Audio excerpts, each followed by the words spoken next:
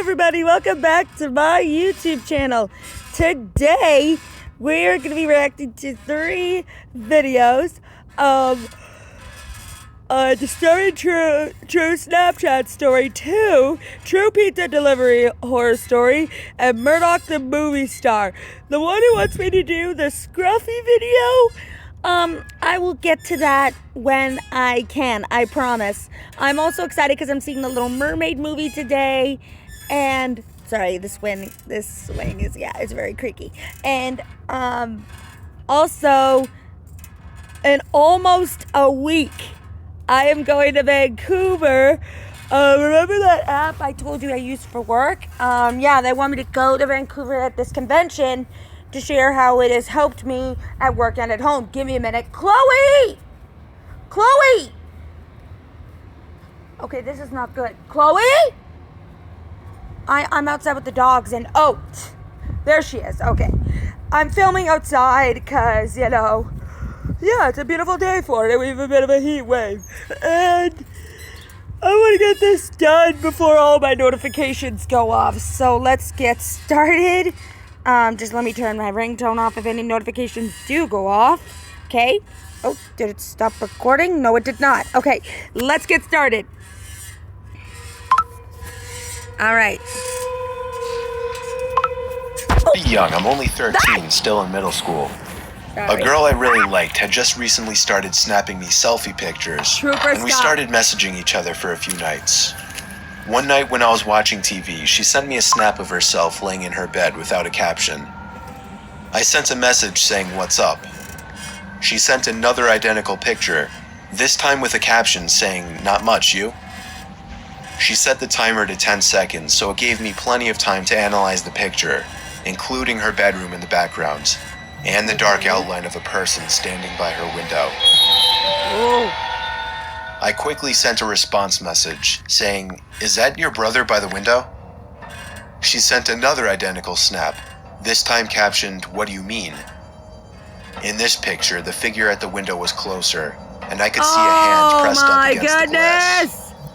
I closed the snap before the timer even ran out so I could tell her quicker. I said, "There's somebody at your window, turn around." She opened my snap almost immediately, and then I didn't hear from her again on the app.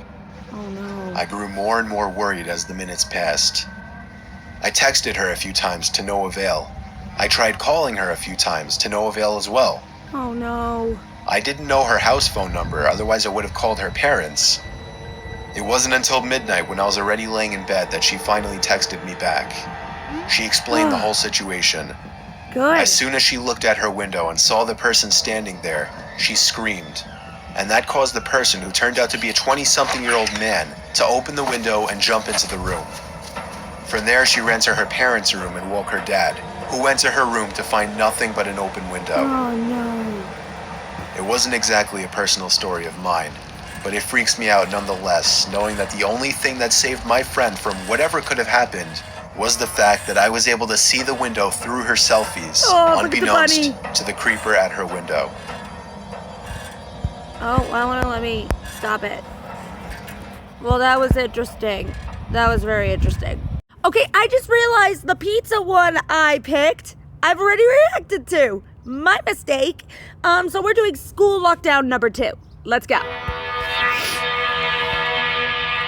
I'm 22 years old, fresh out of college. I'm gonna be honest, I have lost track with all these videos I've reacted to, so anyways. And I recently got a job at my old high school as a sort of computer intern in the school basement. Sorry, I kinda just woke up too. The basement of the school is very messy and disorganized, but there is a small 3-person office that's actually very nice down there. It has 3 nice big desks, 2 mini fridges, a flat screen TV mounted on the wall, and oh so satisfying air conditioning, a luxury the students and teachers cannot enjoy in the school. And of course, all of the school servers and other computery stuff. I got the job because 3 of my old computer teachers flat out adored me. I could actually consider them as real friends, not just teacher figures, so they all helped tremendously in landing me this job. Aw, that's good. It's been great. Until something that happened a few weeks ago. What happened? My two co-workers that shared the office with me, Dave and Gary, weren't in the office at the time. They were upstairs working on papers or whatever. I was eating my sandwich during my lunch break when I got a phone call from one of the women in the front office telling me the school was on lockdown and that somebody, possibly armed, had entered the school. There wasn't much that I could do other than turn off the lights because, surprisingly, as nice as this little office was, it didn't have an actual door to it, just a big opening, and the door to the whole basement didn't even have a working lock. That's ridiculous. For my own safety, I did turn off all the lights in the office and my computer screen. I kept my phone on the desk, texting both Gary and Dave, but they wouldn't respond. I sat down there in the dark, playing games on my phone for like 20 minutes, waiting for the call from up front to tell me to resume working. I had no idea what was happening. I couldn't hear what was going on upstairs from down here. But I was not allowed to make any calls until I was informed that the lockdown was over. Then, the noisy basement door opened. As the creaking echoed across the basement and into my office, I sat up from my seat, wondering if I should call out Gary or Dave. I was eager to get some info from them. Someone then came running down the stairs, and their footsteps were approaching my office. I pushed away my chair and crawled under my desk. Somebody entered the office, but did not turn on the lights. There was just silence. Oh no. Oh no. I can't even describe the fear I was experiencing. I felt like if I made one sudden noise, I'd be a dead man. Suddenly, my phone dinged as I got a text message. I felt my entire world shrivel up and die at that one moment as I clenched my teeth in fear. Footsteps suddenly moved closer to me until I finally dove out from under the desk in capitulation, begging whoever it was not to kill me. And just then, someone grabbed my arm and pulled me up. It was some guy in a red plaid button-up, jeans, and a reddish-black cap. Okay. He told me, "It's okay, I'm just down here hiding with you." "What's going on up there?" I whispered to him. He kind of ignored my question and asked me if there's an exit down here. I told him, "Yeah, around that way." Before he could do anything else, I asked him, "Who are you?"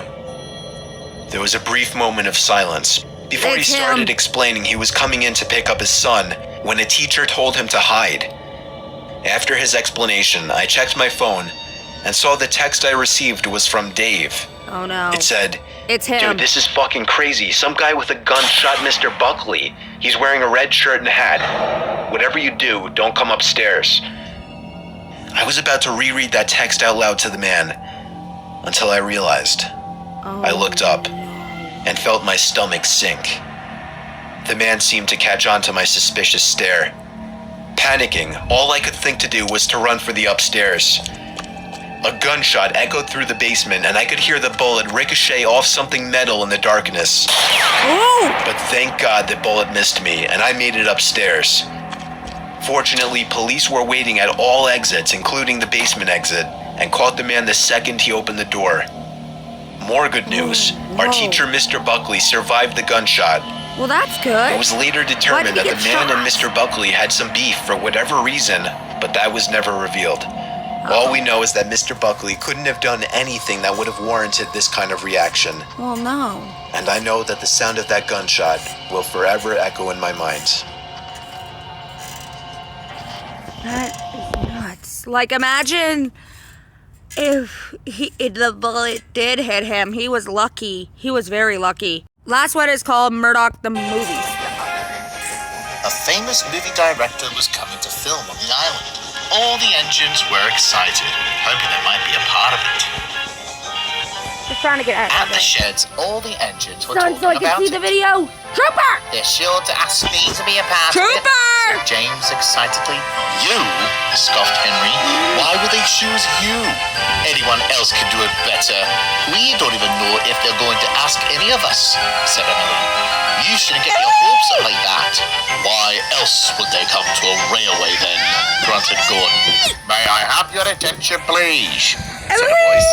It was the Fat Controller with the famous director. The director here has news for you all. Aww. We have decided which of you engines will be taking part of the new film, announced the director. I knew it, quiet.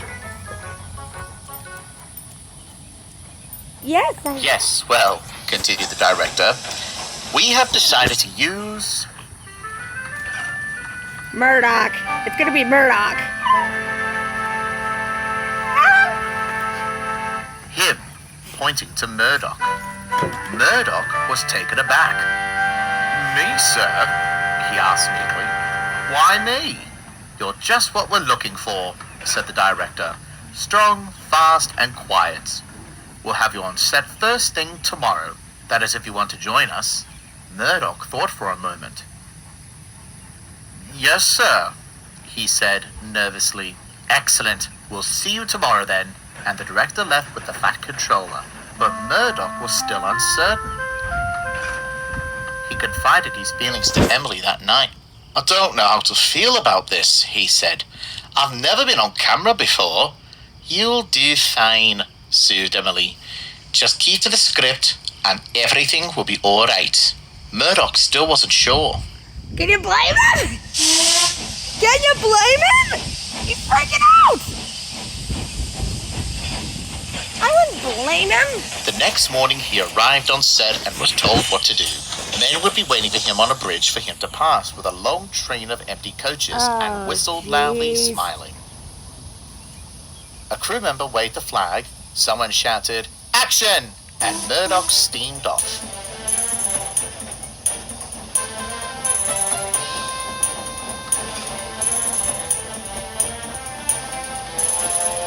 At first, Murdoch was quite enjoying it.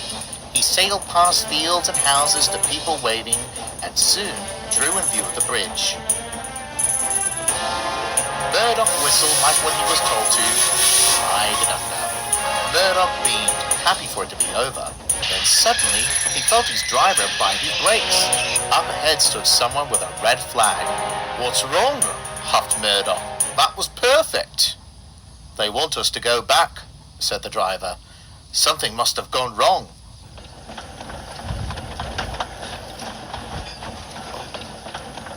Murdoch backed up to the bridge. The director was waving his arms and looked very cross. No, no, no, he shouted. That was all wrong. Too fast. Go slower next time. And a big smile. Big! Right, sir, Murdoch said with a fake grin. Oh, this His driver drove him back and they started off again.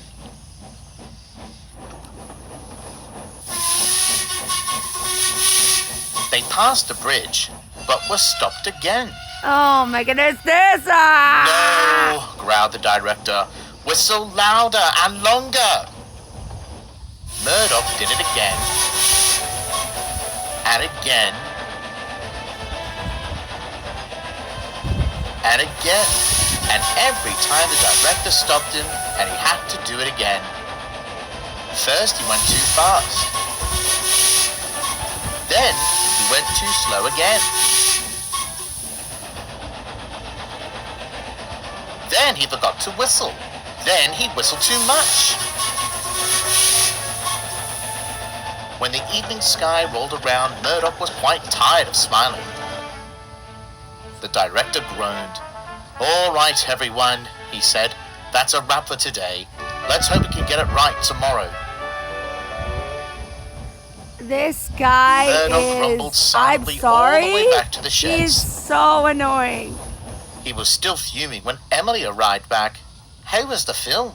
She asked. Awful, shouted Murdoch. What happened? You wouldn't believe it. Shuffling around the yards if it's nobody's business. Men throwing orders and I'm always having to put on a stupid toothy grin. I think both my wheels and mouth need a break. Evidently not, Salty murmured. Murdoch continued long into the night, complaining and complaining. Emily listened as long as she could, but eventually fell asleep. Murdoch returned to the set every day for a week. They filmed all sorts of scenes, but no matter what he did or how he did it, the director would find something wrong, and they'd have to do it all over again. Then at night he'd vent his frustrations to the other engines, but they much preferred when Murdoch was quiet. One by one, they started to find somewhere else to sleep, until only Emily remained. "It's not right," he said, "treating me like a toy, having me trudge back and forth all day, smiling like it's no bother. They can't treat me like this." "And tell them that," mumbled Emily. She was tired and wanted to rest. "You agreed to it after all." "I agreed to be part of a film, not a toy set," grunted Murdoch. Emily then lost patience. "Oh, be quiet," she yawned. "I work all day and come home only to hear you whining all night long. You've been pushing everyone else away with your complaining, and until you stop, I'm going to find somewhere else to sleep. Goodbye." And Emily left, leaving Murdoch all alone. The next day, Murdoch returned to set, crosser than ever. He fumed towards the bridge with the coaches scowling. "Smile, Murdoch," said the driver, but Murdoch didn't. Before Murdoch even cleared the bridge, he heard the director shrieking for them to stop. "What now?" yelled Murdoch as he ground to a halt. "You need to smile," shouted the director. "Do it again." But Murdoch had enough. "No," he blurted out. "I'm sick of this. I'm not a toy. I quit." "You can't quit," said a crew member. "Just watch me," huffed Murdoch. And nothing his driver, the fireman, the director, or any of the crew could do could make Murdoch start again. So they agreed to take him off set. Murdoch puffed away, hissing steam. Murdoch was taken back to the sheds. His crew spoke severely to him. "You can stay here for the rest of the day," said the fireman sternly. "And unless you're willing to apologize, you can spend tomorrow shunting trucks at the docks." Murdoch said nothing. He just sulked all night long. The next morning, his crew kept their word. I have no words. Murdoch was taken to the docks to shunt trucks. He hated it, and the trucks laughing at him didn't help.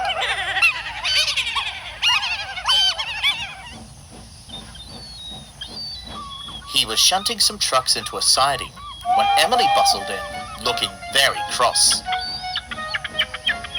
Tell me Emily is not going to give him a hard time. "I don't believe it," she snapped at Murdoch. "I know," said Murdoch. "Whatever was that film crew thing?" "Not that," interrupted Emily. "You! What's wrong with you quitting on them like that?" Murdoch was surprised. "But no tails. They asked you and you agreed. You can't back out now." "But they didn't listen to me because you didn't tell them. If you have a problem, you should say it. Doesn't do any good to bottle everything up." Murdoch looked down at his buffers. He knew she was right. Before he could apologize, some boys arrived in the yard. "Look!" they cried. "There's Murdoch. They say he's going to be in a film." "Oh, is that right, Murdoch?" asked Emily. "Well, Murdoch stammered. Murdoch didn't want to go back to the film set, but he didn't want to disappoint people. Yes, I am." "Wow," said the boys. "Won't that be cool, seeing one of our own on film?" After the boys had left, Emily gave Murdoch a smug glance. "I thought you weren't going back," she asked. "Well," said Murdoch, "something changed my mind." I love Emily. The next morning, Murdoch asked his crew to take him back, who agreed. Before Murdoch left, he spoke to Emily. "Are you sure it'll be all right?" "I'm sure," smiled Emily. "They'll listen as long as you tell them what's wrong. And just remember who you're doing this for." "All right," said Murdoch, "and thank you." Murdoch puffed back to the film set. The director was waiting for him.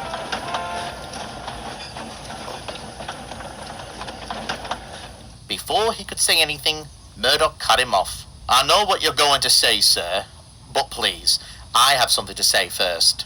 "I'm sorry, sir," said Murdoch sheepishly, taking everyone by surprise. "I didn't like how I was treated, but I had no right to quit like that. And I'm sorry, I should have told you." "I see," said the director. "I'll happily do the shot. If you still want me, that is, sir," Murdoch admitted. "Of course we do," laughed the director. "And I'm sorry for how he treated you as well. It was wrong of me too. We'd be glad to have you back. Murdoch was overjoyed. I'm glad they're treating him better.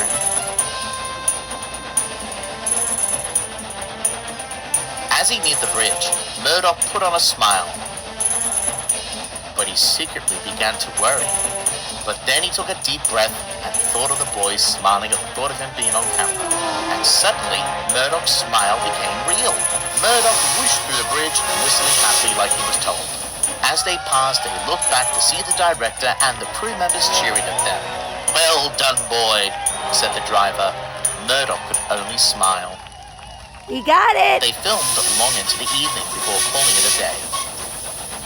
When they were done, the crew celebrated with the driver and fireman, with Murdoch laughing along. A few months later, the director returned with the finished movie. Many engines came to see it. People pointed and cheered when Murdoch came rushing past on screen. Soon the film ended, but Murdoch and the others were surprised to see at the end a special message with a photo of him attached. "Thank you, Murdoch, for being the real star," it said. Murdoch blushed as everyone clapped. That night, Murdoch apologized to the others. "Well, Murdoch," asked Arthur, "how was it being a movie star?" "It was nice," said Murdoch quietly as he drifted off to sleep. "But I must say, it's much nicer being an engine, especially one with such good friends." Aww. Well, that was a good episode. Anyways, everybody, I'll see you all in the next video. I have some stuff to do, and I have to get ready for the Little Mermaid movie tonight. So I'll see you all in the next video. Adios, everybody.